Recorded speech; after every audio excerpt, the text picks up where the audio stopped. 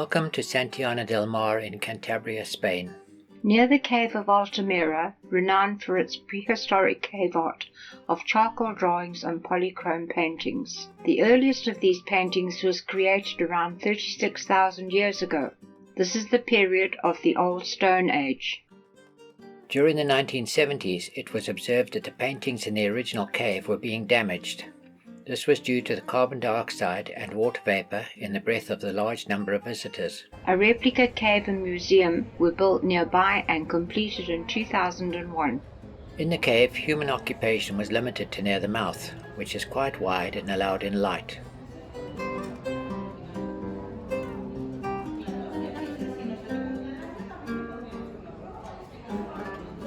On these bison, you can see how the bulges in the cave ceiling have been used to convey the idea of a very powerful shoulder. The artists used charcoal and ochre or hematite to create the images. This deer is life-size. Handprints. Scratched artwork. As well as early horses.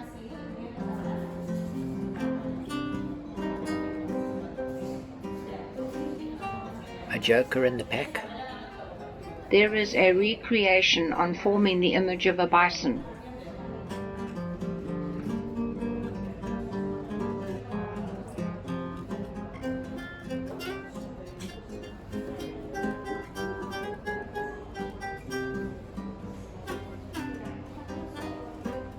Symbols and images with no obvious meaning are also seen.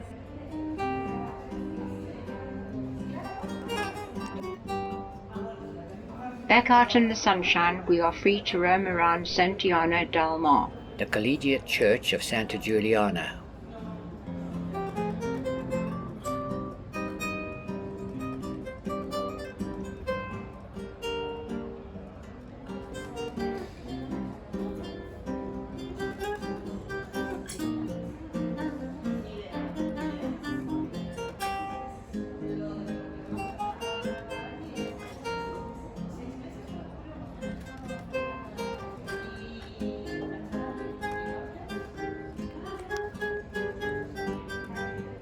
With a grid to keep animals out of the church. Confetti everywhere. It looks like puffed rice. Maybe the birds are full, there is so much of it around. Fancy doorways. These are all on private houses with a twisty snake door knocker on one. Courtyards full of flowers, trees and shrubs.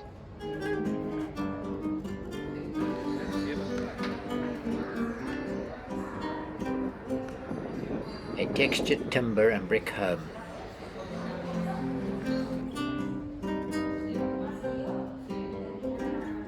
Most houses combine brick, stone and timber in their structures.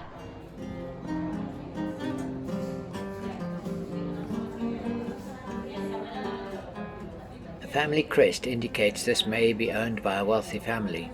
Certainly they wish to show off. The street door is open into what would have been the animal pen.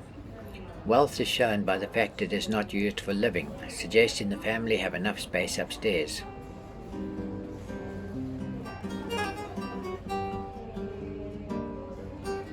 An antique camera, but no sign of a photographer. Watch the birdie. Troubled by the damage being caused by careless cart drivers? Fit jostle stones. We have hard stones with a sloping back to guide errant wheels away from impacting on your building. An example of a cart for which you need the protection of a jostle stone.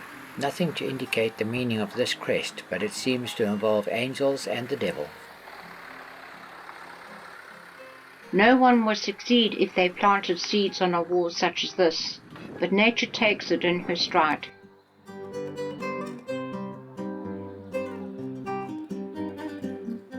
Not sure if this was the closed washing pool or it's for watering animals.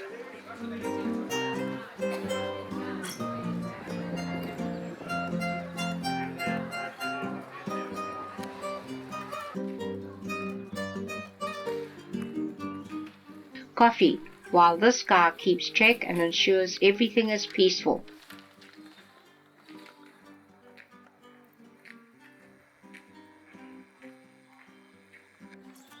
with its fort of the same name built in the 12th century. The centre of San Vicente de la Barquera is built around a ria, a large natural estuary formed by a flooded river valley. Some boats are not fishing today. Is the moon not in the right phase? Sitting on the dock of the bay, watching the tide go by.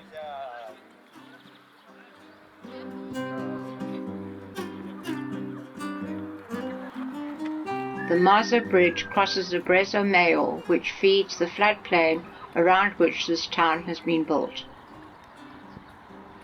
It's a lot of bridge. We cross it to head home.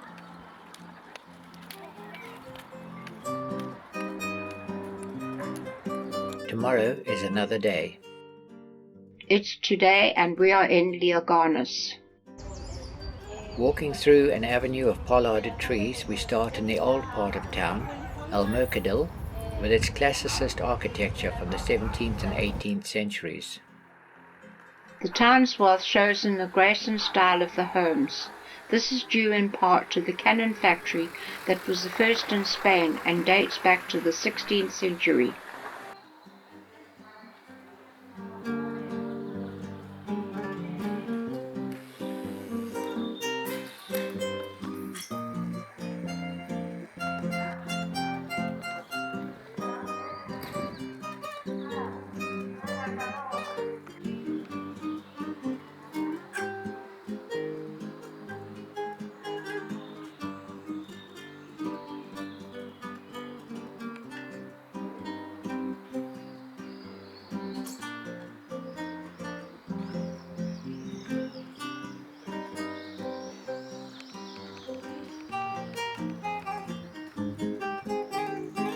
El Rio Miero flows through the town, with the Puente Romano de Liérganes spanning the river, but the bridge is not Roman at all.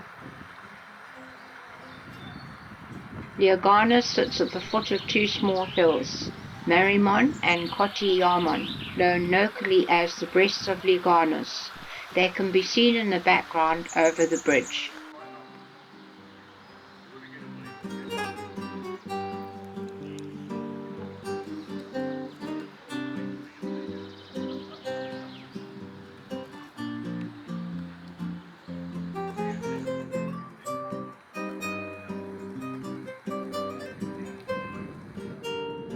El Hombre Pez. Liérganes has the legend of a fishman. A young man from this town was working in Santander, on Spain's northern coast. In 1676, he one day went swimming with friends. He was an excellent swimmer, but on this sad day he never returned. 5 years later in Cadiz, on the southern coast of Spain, a man was found in the water who was half out of his mind and not able to talk except for the word Liérganes. This was identified as the name of a town in Cantabria, and he was brought back to his home where his widowed mother and siblings were still living. He never recovered an ability to speak more than 4 or 5 words, and 9 years later he disappeared again, this time for good.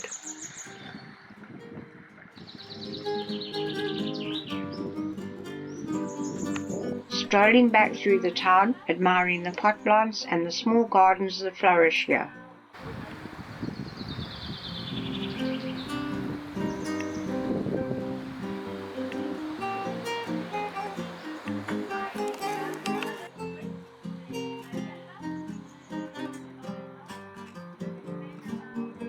A fascinating tour of a small ecology museum which highlights the river otters, along with newts and other natural folk who desperately need our protection.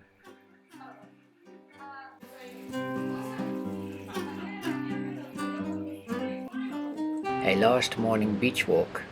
What a delightful holiday. Thank you Hotel Juan de la Casa, Belen, Margot and all your team.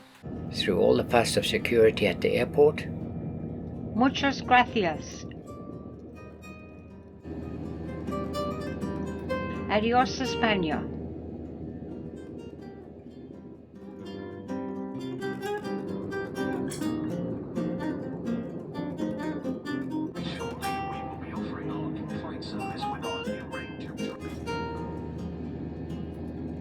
and all too soon back home again.